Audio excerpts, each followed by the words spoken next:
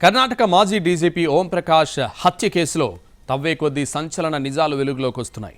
భార్యలు ఇంత క్రూరంగా ఉంటారా? ఇంత దారుణంగా చంపేస్తారా? ఆస్తి కోసం ఎంతకైనా తెగిస్తారా అంటే అవుననే సమాధానం వస్తోంది. డబ్బు ముందు బంధాలు బంధుత్వాలు జాంతానాయ్ అంటున్నారు. హత్యలు చేసే ముందు కొందరు గూగుల్ తల్లిని ఆశ్రయించి అడ్డంగా బుక్ అవుతున్నారు. తాజాగా పల్లవి కూడా ఓంప్రకాష్ను హత్య చేయడానికి అదే ట్రెండ్ను ఫాలో అయింది. ఓంప్రకాష్ హత్య కేసులో తవ్వే కొద్దీ నిజాలు.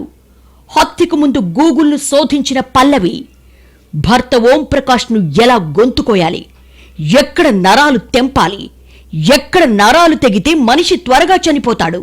కర్ణాటక మాజీ డీజీపీ ఓంప్రకాష్ భార్య చేతిలో అతి దారుణంగా హత్య గురయ్యాడు. ఓంప్రకాష్ ఆదివారం డైనింగ్ టేబుల్పై చేపల కూరతో భోజనం చేస్తుండగా పల్లవి కారపొడి చల్లిందే. ఆ తరువాత చేతులు కట్టేసి దారుణంగా కత్తితో పొడిచి పొడిచి చంపిందే. తర్వాత ఓంప్రకాష్ పై కూర్చొని గొంతుకొస్తుందే.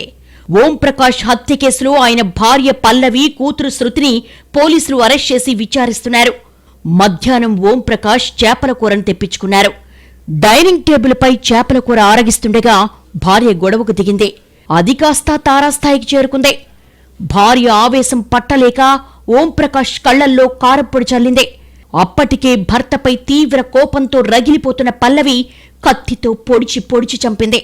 తర్వాత పై అంతస్తు గదిలోకి వెళ్లిన భార్య, కుమార్తె పోలీసులకు సమాచారం అందించారు. హెచ్ఎస్ఆర్ లేఅవుట్కు పోలీసులు వెళ్లగానే కూతురు శృతి తలుపులను లాక్ చేసింది. హత్య చేసింది ఎవరని పోలీసులు ప్రశ్నించడంతో ఓంప్రకాష్ భార్య పల్లవి తానే చంపారని సమాధానమిచ్చింది. క్రైమ్ సీన్ పరిశీలనలో భోజనం ప్లేటు డైనింగ్ టేబుల్పై కనపడింది. డైనింగ్ హాల్లో రక్తసిక్తమైన ఓంప్రకాష్ శవం పడి ఉంది. కళ్లలో కారప్పొడి చల్లిన గుర్తులు కనపడ్డాయి. చాకుతో బీర్ బాటిల్తో పొడిచారు. పగిలిన బీర్ బాటిల్ లభించింది. సోమవారం ఉదయం తల్లి కూతుర్ని హెచ్ఎస్ఆర్ లేఅవుట్ ఠాణాకు తరలిస్తుండగా గొడవకు దిగారు. మమ్మల్ని ఎందుకు అరెస్ట్ చేశారు అని కేకలేస్తూ జీపు నుంచి దిగలేదు. పోలీసులు సముదాయించి తీసుకెళ్లారు. ఓంప్రకాష్ హత్య కేసు విచారణను మడివాడ ఏసీపీ వాసుదేవ్కు అప్పగించారు. కుటుంబ సభ్యులు సంప్రదాయ రీతిలో అంత్యక్రియలు నిర్వహించారు. ఓంప్రకాష్ చిక్మంగళూరుకు చెందిన మహిళతో ఆత్మీయంగా ఉంటున్నారు. సదరు మహిళ 2015లో ఓంప్రకాష్ డీజీపీగా ఉండగా ప్రధాన కార్యాలయం ముందు ధర్నా చేసింది. ఓంప్రకాష్ మోసం చేశాడని ఆరోపించింది. ఈ సంఘటన ఓంప్రకాష్ దంపతుల మధ్య కలహాలకు కారణమైంది. ఇప్పుడు ఆమెను కూడా కనిపెట్టి విచారణ చేయాలని పోలీసులు తీర్మానించారు. ఓంప్రకాష్ గతంలో ఉత్తర కన్నడ జిల్లా ఎస్పీగా పనిచేశారు. ఆయనకు దాండేలీలో కోట్లాది రూపాయలు విలువ చేసే ఆస్తులున్నాయి. సామజోయిడా గ్రామంలో 2 ఎకరాలకు పైగా భూమిలో సుందరమైన ఫామ్ హౌస్ నిర్మించారు. శ్రీగంధం, అరటి తోట వేశారు. అక్కడే కాళీ నది పక్కన 5 ఎకరాల భూమి ఉంది. ఈ స్థలంలో రిసార్ట్ నిర్మించి పర్యాటకులకు రివర్ రాఫ్టింగ్ కూడా చేస్తున్నారు. ఈ ఆస్తి ఓంప్రకాష్ కుమారుడు కార్తికేష్ పేరు మీద ఉంది. ఈ హత్యకు ఓంప్రకాష్ భార్య మానసిక స్థితి ఎంత కారణమో ఆస్తి గొడవలు అంతే కారణమని భావిస్తున్నారు. ఓంప్రకాష్ భార్య, కుమార్తె వద్ద కంటే కుమారుడు, చెల్లితో ఉండేందుకే ఇష్టపడేవారు. ఉత్తర కన్నడ జిల్లా దండేలి వద్ద ఉన్న 17 ఎకరాల భూమిని కుమారుడు, చెల్లికి రాసేందుకు సిద్ధమయ్యారు.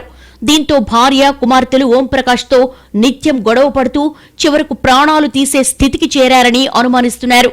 విశ్రాంత డీజీపీ ఓంప్రకాష్ హత్యకు గురయ్యే గంట ముందు వరకు వ్యక్తిగత సిబ్బందితో బాగానే మాట్లాడారు.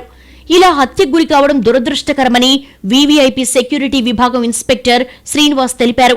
ఓంప్రకాష్ ఇంటి వద్ద మాట్లాడిన ఆయన 3 గంటల 5 నిమిషాలకు ఫోన్ చేస్తే సంతోషంగా మాట్లాడారని అన్నారు. సోమవారం ఇంటికొస్తాను సార్ అని చెప్పారని, వద్దు ఇంట్లో మేడం ఉన్నారని చెప్పినట్టుగా వెల్లడించారు. అయితే ఈ ఘటనలో ప్రధాన నిందితురాలుగా ఉన్న మృతుడి భార్య పల్లవి కదలికలపై పోలీసులు ఆరా తీశారు. ఓంప్రకాష్ హత్యకు 5 రోజుల ముందు గూగుల్లో హత్య గురించిన వివరాలు పల్లవి శోధించారు. ఎక్కడ నరాలు తెగితే మనిషి త్వరగా చనిపోతాడో ఆమె తెలుసుకున్నారని పోలీసు వర్గాలు వెల్లడించాయి. ఓంప్రకాష్ ను ఆయన భార్య పల్లవి, కుమార్తె పథకం ప్రకారం కడతీర్చినట్లుగా పోలీసుల విచారణలో తేలింది. తానే హత్య చేసినట్లు పల్లవి పోలీసుల విచారణలో అంగీకరించారు. దీంతో ఆమెను అరెస్ట్ చేశారు. హత్యలో కూతురు పాత్రపై లోతుగా విచారిస్తున్నారు. ప్రస్తుతం ఆమె మానసిక స్థితిని కూడా వైద్యులు పరిశీలిస్తున్నారు. పల్లవిని కోర్టు 14 రోజులు జ్యుడిషియల్ కస్టడీకి అప్పగించింది. ఇక దర్యాప్తులో భాగంగా పోలీసులు ఆమెను ఘటనా స్థలానికి తీసుకెళ్లి ప్రశ్నించారు.